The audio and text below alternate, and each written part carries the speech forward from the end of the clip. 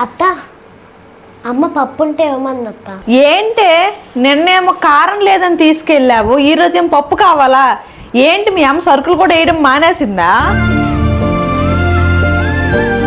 అది కాదత్త, ఇట్లా చాలా ఇబ్బందిగా ఉందత్త. మీకు ఎప్పుడు ఇబ్బందులే.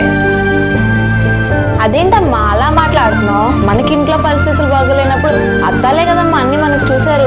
అలాంటిది ఈరోజు నువ్వు వాళ్ళని ఎందుకు అలా అంటున్నావు?